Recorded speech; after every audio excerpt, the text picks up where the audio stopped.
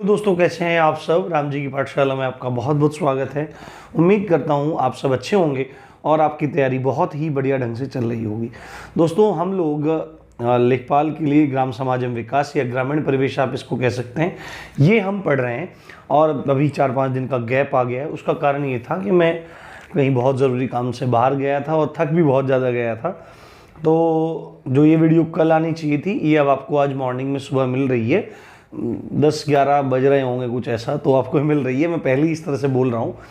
तो अभी से बिल्कुल कंटिन्यू वीडियो मिलेगी, आप बिल्कुल चिंता मत कीजिए। पर 20-22 मिनट की ही वीडियो में रखूँगा, क्योंकि उससे बड़ी वीडियो बनाने में बहुत ज़्यादा टाइम लग जाता है। मैं वीडियो की संख्या ज़्यादा रख लूँगा, पर मैं पढ़ाऊँगा बहुत अच्छे से। बस आप लोगों से एक शिकायत है कि आप वीडियो को लाइक तक नहीं करते। मैं बहुत ज़्यादा मेहनत करता हूँ, तो कम से कम लाइक तो कर दिया करो और शेयर भी कर दिया करो, क्योंकि इतना अच्छा कंटेंट मैं आपको मतलब गारंटी देता हूँ कोई भी पेड कोर्सेज में भी आपको नहीं पढ़ाएगा। तो हम लोग ग्राम्य विकास कार्यक्रमों को पढ़ रहे थे, रूरल डेवलपमेंट प्रोग्राम्स पढ़ रहे थे, और लगभग अब ये ख़त्म ही होने वाले हैं। आज हम जो एम्प्लॉयमेंट है, जो रोज़गार है, उस संबंध में जो कार्यक्रम थे उनको पढ़ रहे हैं, क्योंकि सीरीज में पूरे आ रहे हैं। एक इसमें बायोगैस कार्यक्रम है, वो बीच में आ रहा है। हम सन के हिसाब से पढ़ रहे हैं, 1952 से लगा के, और अभी हम आगे इसी तरह से बढ़ते जा रहे हैं। तो आज हम जो प्रोग्राम पढ़ेंगे, उन प्रोग्राम में हमारा है ट्राइसम, ठीक है। उसके बाद NREP, उसके बाद हमारा BGP, और उसके बाद है हमारा SEEUY, ठीक है। और इसके बाद हमारा एक और है जो हमने पहले पढ़ा था, ग्रामीण महिलाओं का एवं बच्चों का विकास, है ना। ग्रामीण विकास महिलाओं बच्चों के लिए बाल कल्याण वाला जो हमने देखा था, तो उसको हम आज समझने वाले हैं। बेसिक चीज़ें हैं, आप इनमें से फैक्ट याद रखिए, इनमें से आपको चीज़ें ज़रूर मिलेंगी। एक बार आप इसका स्क्रीनशॉट ले लीजिए। अभी मैं आपको थोड़ा सा लेस एनर्जेटिक दिखाई दे रहा हूँ, क्योंकि थकान बहुत ज़्यादा है अभी भी, क्योंकि ट्रैवल करते हैं तो बहुत ज़्यादा थकान हो जाती है, नींद वींद का सीन ऐसा ही रहता है। तो सबसे पहला जो आज का हमारा प्रोग्राम है वह है TRYSEM, training of rural youth for self employment, है ना। ये ग्रामीण युवाओं को स्वरोजगार के लिए प्रशिक्षण, ट्राइसम 1979 में ये प्रोग्राम लॉन्च किया गया था।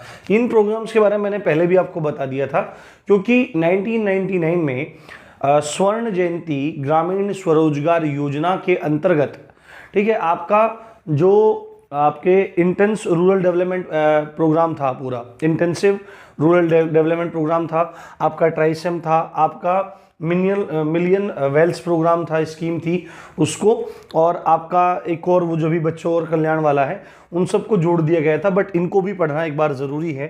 तो ये जो ट्राइसम था, नाम से पता लग रहा है, ग्रामीण युवाओं को स्वरोजगार के लिए प्रशिक्षण देना इस प्रोग्राम का मुख्य उद्देश्य था। उद्देश्य देखो क्या है, ग्रामीण युवकों की बेरोजगारी को दूर करना, यानी कि वो यदि अनएम्प्लॉयड हैं, कुछ काम धंधा नहीं है, तो उनके काम धंधे खोलने के लिए इंतजाम करना।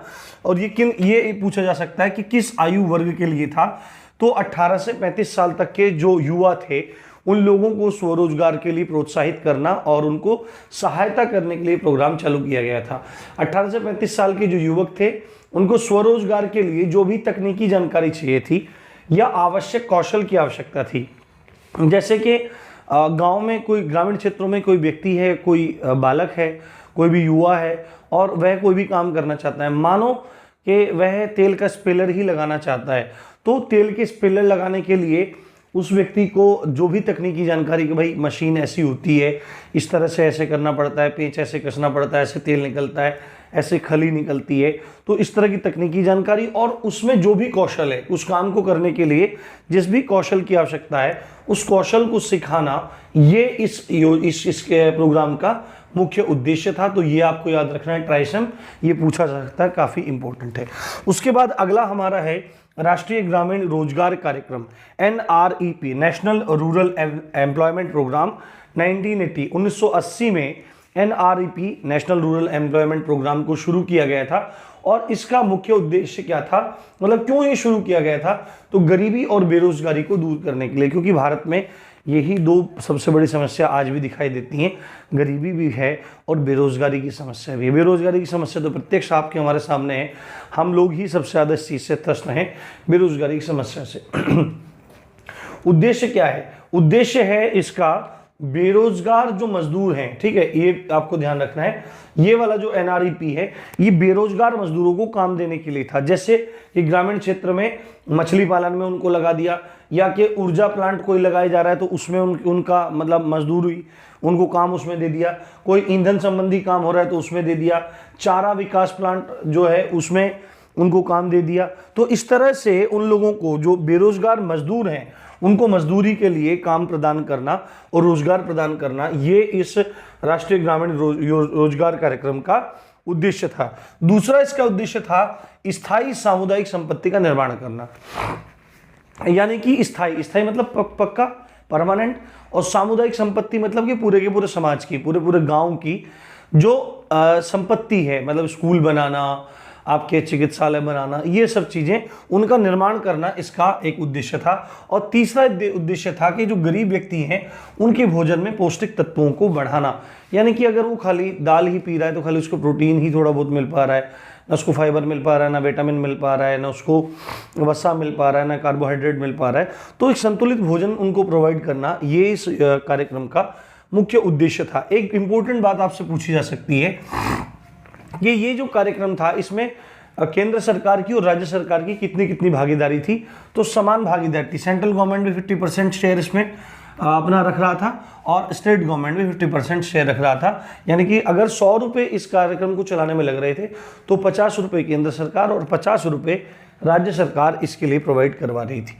इंपॉर्टेंट बात ये है, ये इंपॉर्टेंट बात एनआरईपी के लिए भी, national rural employment programme, NREP को 1989 में JRY में, है ना, जवाहरलाल नेहरू रोजगार योजना, जवाहरलाल नेहरू रोजगार योजना में विलय कर दिया गया।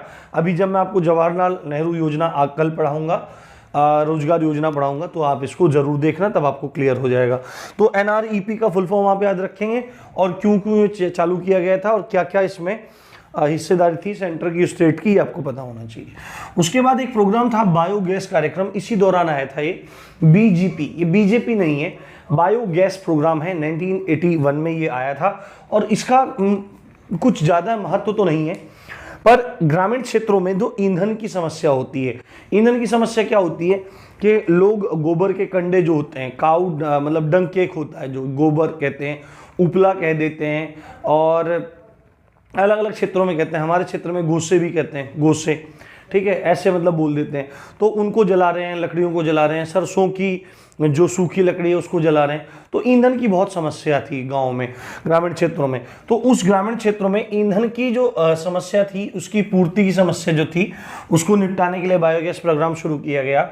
साथ में प्रदूषण को रोकने के लिए, मान लिया क्या है कि आप देखेंगे पूरे के पूरे गांव में लकड़ियां ही जल रही हैं घर घर में, तो स्वाभाविक सी बात है उससे कहीं ना कहीं प्रदूषण तो होता ही है।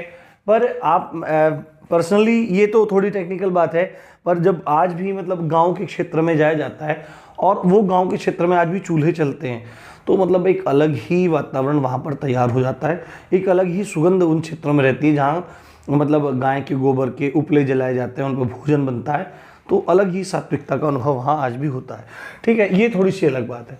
उसके बाद है शिक्षित बेरोजगार युवकों के लिए स्वरोजगार कार्यक्रम 1981, ये आपको याद रखना है, 1981 का self employment, SEEUY, self employment for educated unemployed youth, यानी कि शिक्षित बेरोजगार युवकों के लिए स्वरोजगार कार्यक्रम, यानी कि ऐसे जो युवक हैं जो पढ़े लिखे तो हैं पर वो बेरोजगार हैं, उन लोगों के लिए स्वरोजगार कार्यक्रम। क्या नहीं भाई, आप पढ़े लिखे तो हो, आपके पास जॉब नहीं है, आपके पास काम धंधा नहीं है, आपके पास आजीविका नहीं है, तो आप लोगों को स्वरोजगार के लिए बढ़ावा देने के लिए हम एक कार्यक्रम शुरू कर रहे हैं जिसका नाम है SEEUY। 1981 में ये चालू किया गया था। फुल फॉर्म है self employment for educated unemployed youth. और मुख्य उद्देश्य क्या था, जो शिक्षित बेरोजगार थे, है ना, जो शिक्षित बेरोजगार थे उनको स्वरोजगार करने हेतु वित्तीय सहायता प्रदान करना। भाई वो तो पढ़ा लिखा है, सारे स्किल भी वो जानता ही है, बट उसके सामने समस्या ये आ रही है कि अपना काम धंधा कैसे शुरू करे, उसके पास पैसे ही नहीं है। तो बैंकों द्वारा उसको वित्तीय सहायता प्रदान करने के लिए ये एक कार्यक्रम आपका चलाया गया था।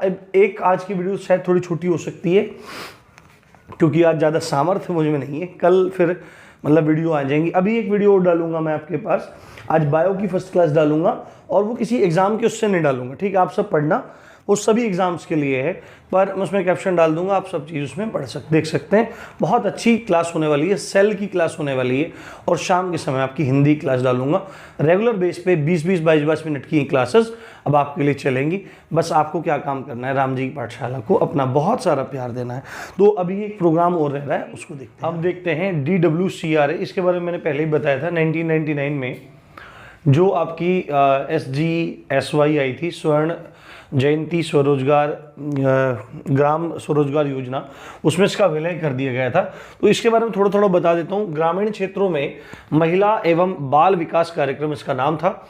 1982 में इसको लॉन्च किया गया था। DWCRA फुल फॉर्म है development of women and children of rural areas, है ना। आप देख लेना थोड़ा सा, मैंने पहले भी बताया था, तो उसको आप देख लेना। इसके ये जो थी, तो छठी पंचवर्षीय योजना के दौरान एक जो आपका IRDP आया था, है ना, जो आपका इंटीग्रेटेड रूरल डेवलपमेंट प्रोग्राम आया था, समन्वित ग्रामीण विकास कार्यक्रम आया था, उसकी उपयोजना के रूप में इस योजना को, इस कार्यक्रम को लाया गया, और इसके उद्देश्य थे ग्रामीण महिलाओं का विकास करना, ठीक है। मुख्य उद्देश्य क्या था, देखो महिलाओं का विकास होता है तो स्वाभाविक ही बच्चों का भी विकास होता ही है, ठीक है। ज्यादातर महिलाएं ही बालकों का ध्यान रखती हैं एक तरह से देखा जाए, और संस्कार देने का काम भी वहीं से ज़्यादातर होता है।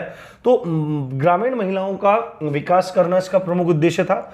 दूसरा उद्देश्य था इसका विकासात्मक गतिविधियों में उनकी भागीदारी को सुनिश्चित करना, यानी कि गांव के क्षेत्र में जो भी कोई डेवलपमेंट का काम हो रहा है, जो भी कोई डेवलपमेंट संबंधी कार्य हो रहा है, उस कार्य में इन महिलाओं की भी पार्टनरशिप हो, इनका भी भरपूर योगदान हो, इनकी भी भागीदारी हो, इनकी भी पार्टनरशिप हो, इस चीज को बढ़ावा देना। और तीसरा है महिलाओं को आर्थिक गतिविधियों हेतु प्रोत्साहित करना, यानी कि महिलाओं का आर्थिक विकास भी हो, कि आर्थिक गतिविधि के महिलाएं घर में खाली मतलब रोटी पानी में ना लगी रहें, वो भी जरूरी काम है लाइफ का, वो भी करते रहें, पर साथ में अपने आप को आर्थिक रूप से संपन्न करने के लिए, किसी दूसरे पर डिपेंड ना होने से बचने के लिए वो कुछ ना कुछ आर्थिक काम करें, कोई ना कोई ग्रामीण उद्योग लग जाएं। जैसे कि आपने देखा होगा लिज्जत पापड़ शुरू हुआ था कुछ महिलाओं के ग्रुप के द्वारा, और आज बहुत बड़ी इनकम उस ग्रुप की है, उस कंपनी की है, वो पूरा का पूरा एक कंपनी बन गया है लिज्जत पापड़ के नाम से। महिलाएं बैठ के लिज्जत पापड़ बनाती थी। तो इसी तरह के कुछ ना कुछ मॉडल बनाए जाने चाहिए, और महिलाओं की गतिविधि उसमें होनी चाहिए, उसकी भागीदारी उसमें होनी चाहिए। अब मैंने आपको बताया था जो IRDP था, जो ट्राइसेम था, जो DWCRA था, और जो MWS था, ठीक है, इन सब को 1999 में SGSY में मिला दिया गया।